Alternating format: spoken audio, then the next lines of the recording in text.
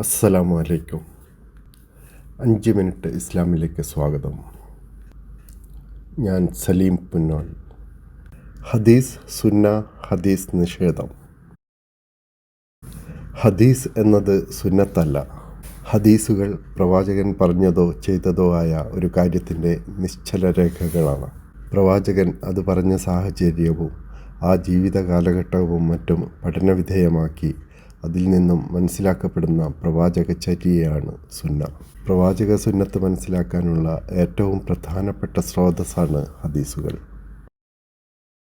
ഹദീസുകളുടെ വിശ്വസനീയത പഠനവിധേയമാക്കുന്നതോ ഏതെങ്കിലും ചില ഹദീസുകൾ സ്വീകാര്യമല്ല എന്ന് സ്ഥാപിക്കുന്നതോ അല്ല ഹദീസ് നിഷേധം.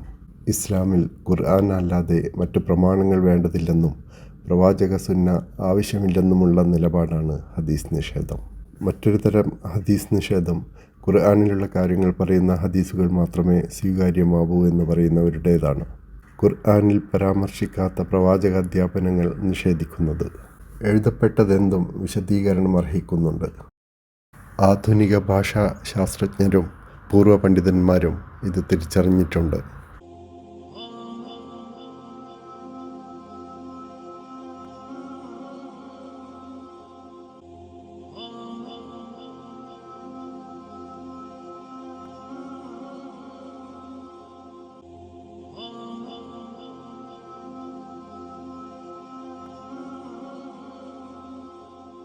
ഖുർആൻ ഇറങ്ങിക്കൊണ്ടിരുന്ന 23 വർഷങ്ങളിൽ അനുയായികൾ പ്രവാചകനോട് ഖുർആൻ സംബന്ധമായി ഒന്നും ചോദിച്ചില്ലെന്നും പ്രവാചകൻ ഒന്നും വിശദീകരിച്ചില്ലെന്നും കരുതുന്നത് സ്വാഭാവികമല്ല.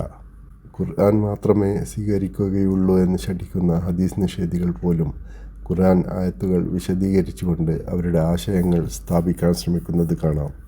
പ്രവാചകൻ്റെ വിശദീകരണങ്ങൾ ആവശ്യമില്ല, ഞങ്ങളുടെ വിശദീകരണം സ്വീകരിക്കുക എന്ന അവരുടെ ഈ നിലപാട് പരിഹാസ്യമാണ്.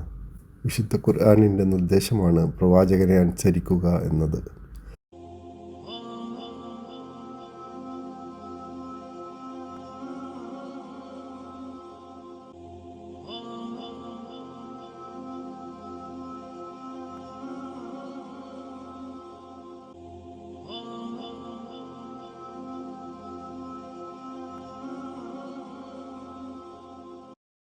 പ്രവാചകൻ ഖുർആൻ വിശദീകരിക്കുന്നു എന്ന് ഖുർആൻ ആവർത്തിക്കുന്നുണ്ട്.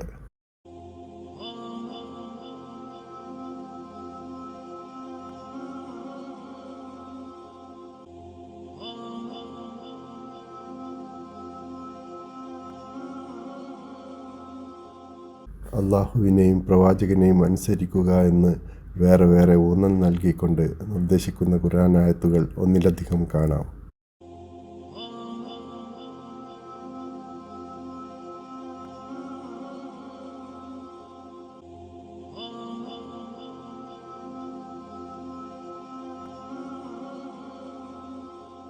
അള്ളാഹുവിൻ്റെ ദൂതനിൽ മുസ്ലിങ്ങൾക്ക് മാതൃക ഉണ്ടെന്ന് ഖുർആൻ പറയുമ്പോൾ ആ മാതൃക എന്താണെന്നറിയാൻ ഹദീസുകളല്ലാതെ വേറെ മാർഗങ്ങളില്ല എന്ന് കാണാം.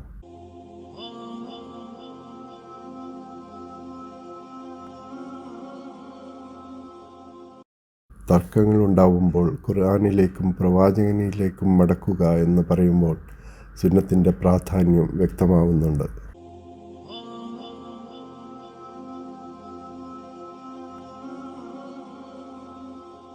ഖുർആൻ മാത്രമേ സ്വീകരിക്കുകയുള്ളൂ എന്ന് പറയുന്ന ഹദീസ് നിഷേധികൾ ഖുർആനിൽ പറഞ്ഞത് എന്താണെന്ന് അറിയുന്നത് ഡിക്ഷണറികളുടെ സഹായത്താലാണ്. അറബി ഭാഷയിലെ ഡിക്ഷണറികൾ എഴുതിയ ഹദീസ് പണ്ഡിതന്മാർ കൂടിയായ പൂർവികരെ ഹദീസുകളുടെ കാര്യത്തിൽ മാത്രം വിശ്വസിക്കാൻ പറ്റില്ല എന്ന് പറയുന്നത് യുക്തിരഹിതമാണ്. പ്രവാചകന് ഖുർആൻ കൂടാതെ വെളിപാടുകൾ ഉണ്ടായിരുന്നു എന്നതിന് ഖുർആനിൽ തന്നെ തെളിവുകൾ കാണാം. ആദ്യത്തെ കിബില നിശ്ചയിച്ചത് അള്ളാഹു ആണ് എന്ന് ഖുർആനിൽ കാണാം. എന്നാൽ അങ്ങനെ ഒരു ആദ്യ നിർദ്ദേശം ഖുർആനിൽ എവിടെയുമില്ല.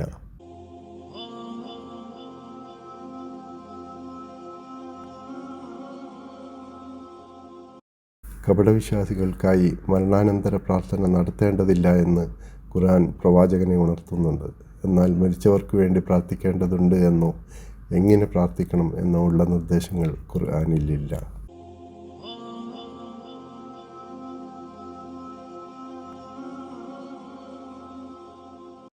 ഹദീസുകൾ നിഷേധിക്കുമ്പോൾ നമസ്കാരം, സക്കാത്ത്, ഹജ്ജ് തുടങ്ങിയ കർമ്മങ്ങൾ അനുഷ്ഠിക്കേണ്ട രൂപം നഷ്ടപ്പെടും. വിവിധ ഹദീസ് നിഷേധ ഗ്രൂപ്പുകളിൽ ഈ വിഷയത്തിലുള്ള അഭിപ്രായ ഭിന്നത അത് വെളിവാക്കുന്നുണ്ട്. നമസ്കാരം എന്നത് അനുഷ്ഠാനമല്ല, യോഗം ചേരൽ മാത്രമാണെന്ന് പറയുന്നവരെയും 2 നേരമെന്നും 3 നേരമെന്നും തോന്നുമ്പോൾ എന്നും പറയുന്നവരെയും അവരുടെ ഇടയിൽ കാണാം. ഖുർആനിൽ പറഞ്ഞ യാത്രക്കാർക്കുള്ള ചുരുക്കി നമസ്കാരം എങ്ങനെയെന്ന് ചോദിക്കുന്നതിനും ഉത്തരം കിട്ടില്ല.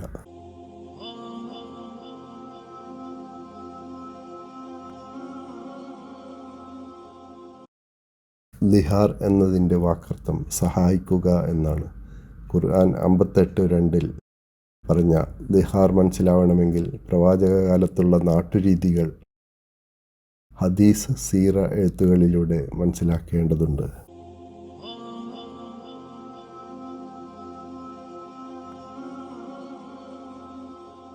മോഷ്ടാവിൻ്റെ കൈവെട്ടാനുള്ള ഖുർആൻ ആയത്തിൻ്റെ വിശദീകരണങ്ങൾ ഹദീസുകളിലൂടെ ലഭിച്ചില്ലെങ്കിൽ തെരുവിൽ നിന്നും വിശപ്പ് കാരണം ആപ്പിൾ മോഷ്ടിച്ചവൻ്റെ കൈകൾ കൈമുട്ട് മുതൽ മുറിച്ചു മാറ്റുന്ന അവസ്ഥ വരും.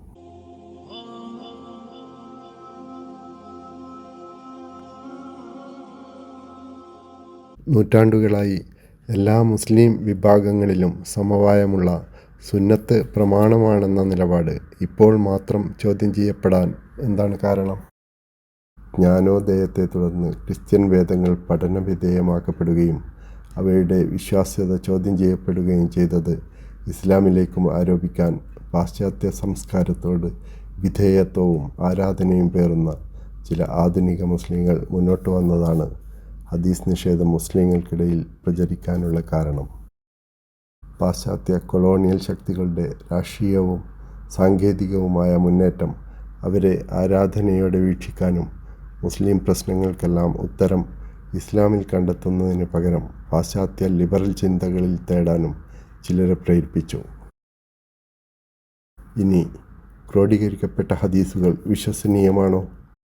അത് അടുത്ത എപ്പിസോഡിൽ.